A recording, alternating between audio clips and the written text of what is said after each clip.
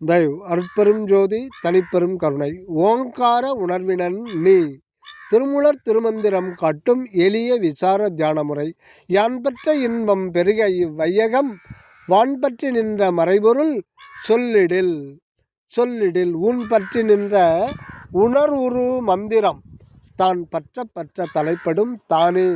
இறைவன் எனக்கு தந்த பேரின்பத்தை உலக மக்கள் எல்லோரும் பெற வேண்டும் என்பதே என் ஆசை. அதை எப்படி பெறுவது என்பதை இங்கு எல்லோருக்கும் தெரிவிக்கின்றேன். அதாவது இறைவன் புலன்களுக்கும் மனத்திற்கும் எட்டாத மறைபொருளாய் உள்ளவர். அவர் அகண்டமான எல்லையற்ற வான்பெருவெளி மற்றும் என்றென்றும் நிறைந்து நிலைத்து இருப்பவர். எனினும் அவ்விடத்துள்ள பரம்பொருளை எவ்வகையிலையும் எவராலும் வேறாக நின்று அறிய முடியாது. ஆனால் அவரை அறிவதற்கும் அனுபவிப்பதற்கும் வேறாக இல்லாத மனிதனுக்கு உரிமை உண்டு. அந்த உரிமையை எவ்விடத்து எப்படி பெறுவது என்பதை விளக்குகின்றார். ஓங்கார வண்ண உணர்வினன் நீ சொல் என்றும் ஆதி வார்த்தை என்றும் பொய்யாத மொழி என்றும் ஈரற்ற சொல் என்றும் ஊமை எழுத்து என்றும் பேசாத மந்திரம் என்றும் போற்றப்படுவது ஓம் என்ற ஒரு சொல் ஆகிய பிரணவ மந்திரம். இதுவே ஒரு சொல் என்று ஞானிகள் போற்றுகின்றனர். இந்த சொல்தான் ஆங்கிலத்தில் சோல் என்ற ஆன்மா ஆகிய மெய்யுணர்வாக உள்ளது. உய்ய என்னுள்ளத்துள் ஓங்காரமாய் நின்ற மெய்யா என்கின்றார் மணிவாசகர். ஓங்கார பீடத்தில் ஒளிர்கின்ற பாதம் என்கின்றார் நம் வள்ளல் பெருமான். இதைத்தான் சொல்லிடில் உணர்வு என்கின்றார் திருமூலர்.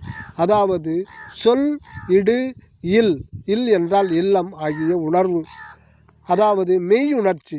இந்த மெய்யுணர்வு ஆகிய வீட்டில்தான் அகண்ட வெளிநிறைவன் தன்னை ஓங்கார வண்ண அருள் ஒளியால் இருக்கையில் இட்டு வைத்துள்ளார்.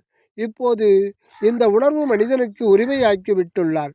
இந்த உணர்வு புலால் உடம்பின் தலைநடு அகமையத்தில் நிராதாரத்தில் நிலை கொண்டுள்ளது. அதாவது இந்த பௌதிக உடம்பில்தான் இறைவனை உணர்ந்து அனுபவிக்க முடியும்.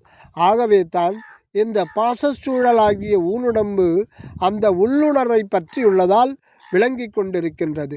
அந்த உணர்வு அகண்ட வெளிநிறை கடவுளின் முழு உண்மையையும் தனக்குள்ளே பற்றி கொண்டுள்ளது. எனவே மனிதனுக்கு உரிமையாய் உள்ள இந்த அகமையத்து உணர்வில் அருவுரு உரு, அதாவது ஆ உ இம் ஓம் என திருஏக உண்மையோடு விளங்கும் ஓங்கார மந்திரனை விசார தியானத்தால் ஒன்றி ஓர்மையோடு பழகி வந்தால் அகண்ட வெளிநிறை கடவுள் தானே தன் முழு உண்மையையும் நம்மில் வெளிப்படுத்தி கொண்டும் நாமாகவே இருந்து கொண்டும் என்றென்றும் பேரின்ப வாழ்வில் வாழ்வான்.